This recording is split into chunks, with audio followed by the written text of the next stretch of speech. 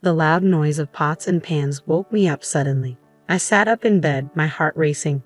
Mark was already out of bed, and his side of the bed felt cold. I felt a familiar dread as I heard my mother-in-law's voice coming from the kitchen. "Mark, you should have married someone better," Eleanor said in a mean tone as I quietly moved closer, holding my breath. Even after 25 years of hearing her put me down, her words still hurt. I hoped Mark would finally stand up for me, but he stayed quiet, like always. I walked into the kitchen, trying to be brave. "Good morning, Eleanor." She turned around quickly, giving me a mean look. "Oh, look who finally decided to join us," she said sarcastically. Before I could say anything, she started complaining about how I keep the house. She criticized everything from the dish towels to how I load the dishwasher. Mark kept busy with his coffee, avoiding my eyes, even though I was silently asking for his support. "You know, Mark, if you had listened to me years ago, you could have married a woman who knows how to manage a home properly," Eleanor continued with a voice full of disdain. I felt my face turn red with embarrassment and anger. "Why didn't you defend me?" I asked Mark, my voice shaking. "Do you agree with her?" He looked down at the floor, shifting his feet nervously. "Mom, that's enough," he mumbled, but his weak attempt to stop her only seemed to make her bolder.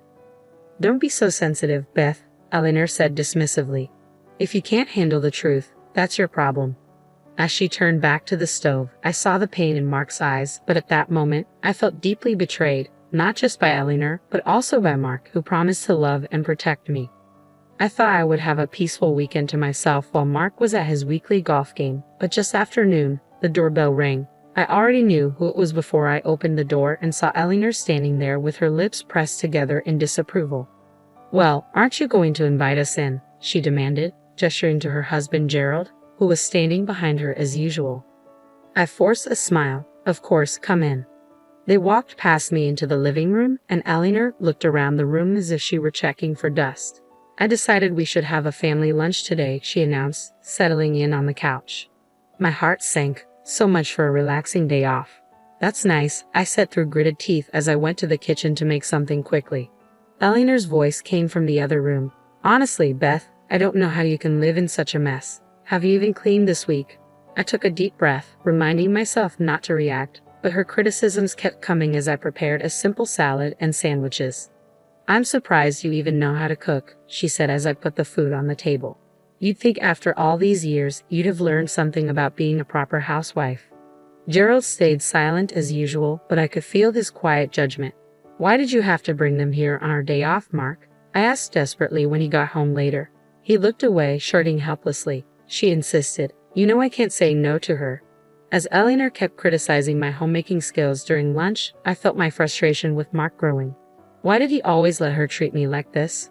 Just when I thought Eleanor couldn't be more intrusive, she announced that she was planning a big family gathering at our house without even asking me. "I've already invited everyone over for dinner next Saturday," she said one afternoon, walking into the living room without asking, as usual. "You'll need to clean this place from top to bottom, Beth. It's a disgrace." I clenched my jaw as she went on and on about how my housekeeping was not good enough. Mark said nothing and pretended to read the newspaper. The week leading up to the dreaded dinner was a nightmare. Eleanor kept coming in and out, criticizing every detail and giving orders about how she wanted things set up. By the time Saturday arrived, I was a nervous wreck. "Why is the table crooked? Fix it," Eleanor snapped as I set out the plates and silverware just as she had instructed. I bit my tongue and straightened the tablecloth with shaky hands. The doorbell rang, and the first guests began to arrive. Aunts, uncles, and cousins I barely knew. Eleanor greeted them all with a big smile, playing the perfect hostess. "Doesn't Beth's home look lovely?" she said to my aunt. "She's worked so hard to get it ready for us." My face burned with embarrassment as the backhanded compliments continued throughout the evening. Whenever I caught Mark's eye, he quickly looked away. After dessert, Eleanor started clearing plates from the table. "Honestly, Beth, I don't know how you managed this meal. The potatoes were so bland." "That's enough," I said, finally reaching my limit. I turned to Mark, who was slumped in his chair. "Why didn't you defend me? Why do you let her treat me like this?" He looked at me helplessly as the room went silent. At that moment, I realized our marriage was at its breaking point. After the disastrous family dinner, I felt like I couldn't take it anymore. Seeing the helpless look on Mark's face while he stayed quiet during Eleanor's attacks was the last straw. I knew I couldn't keep living like this. The next day, I called my best friend Linda. She has known me since we were kids and is always brutally honest, even when I don't want to hear it. "You have to get out of that toxic situation, Beth," Linda said firmly after I told her about Eleanor's latest insults. "Mark is too weak to stand up to her, and she'll never change." I took a deep breath. "I know, but how can I just walk away from my marriage?" "Sometimes walking away is the only way to save yourself," Linda replied. "You've given Mark more than enough chances to put his mother in her place. It's clear he's chosen her over you." Her words hurt, but I knew she was right. As much as I loved Mark, I couldn't keep exposing myself to Eleanor's cruelty and his unwillingness to act. Over the next few weeks, I started pulling away from Mark and focusing on my own life. I took up gardening again, something I had always enjoyed but Eleanor had mocked as a silly hobby. I began making plans to meet friends for lunch or dinner without asking for Mark's opinion. He looked confused whenever I made excuses about his mother visiting or mentioned some other activity he wasn't invited to, but I stayed determined, keeping my true intentions to myself. A sense of determination grew inside me. I was done being a doormat for Eleanor, for Mark, for anyone. I deserved happiness, respect, and the freedom to live on my own terms. And that's exactly what I was going to do. With newfound resolve, I began taking steps to become independent. I opened a separate bank account and started putting a portion of my paycheck into it each month, keeping it a closely guarded secret from Mark and his parents. Whenever Eleanor would make another unannounced visit, I stayed polite but distant, no longer doing everything she wanted. If she criticized my housekeeping, I just shrugged it off. Her comments no longer hurt me. "What's gotten into you lately?" Mark asked one evening, his brow furrowed with concern. "You've been so different." I forced a smile. "Just reevaluating some things, that's all." I didn't explain any further. The more I pulled away, the more strained our interactions became. Mark seemed completely confused by my sudden aloofness. The once passive wife he knew slowly disappearing before his eyes. Good, I thought. Let him wonder. Let him realize I'm no longer the doormat he allowed his mother to walk all over. In truth, my mind was focused on bigger plans, finding a way to finally break free from Eleanor's toxic grip once and for all. With each paycheck I saved, that future came closer. I knew it would devastate Mark when I finally told him my plans. A part of me still loved him and hoped he might eventually find the strength to stand up to his mother himself. But I couldn't keep hoping for something that might never happen. I had to do this for myself. My new mantra became independence at any cost. The road ahead would be difficult, but I was determined to walk it alone if I had to. No more settling, no more suffering in silence. It was time to put myself first. With each paycheck I squirreled away, my secret savings account grew larger and eventually, it was enough to make my long-awaited move. One afternoon, I slipped out and met with a realtor, explaining that I needed to buy a small home just for myself. She showed me a cozy little bungalow, perfect for a fresh start. I put in an offer that day, using only my name on the paperwork. A few weeks later, the house was officially mine, a space where I could finally breathe, free from Eleanor's toxic presence. But I knew keeping it a secret was only delaying the inevitable explosion. That night at dinner, I could barely look at Mark without thinking about the news I was about to share. Eleanor prattled on as usual, criticizing everything from the meal to how I'd set the table. "Enough," I said firmly, setting down my fork. "I have an announcement." Eleanor raised an eyebrow but stopped talking. Mark looked at me with a puzzled expression.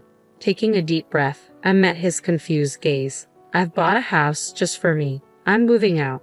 The words hung in the air as Eleanor's face twisted in anger. "You ungrateful little, how dare you make decisions like that without consulting me?" she yelled. "That's just it, Eleanor," I replied calmly.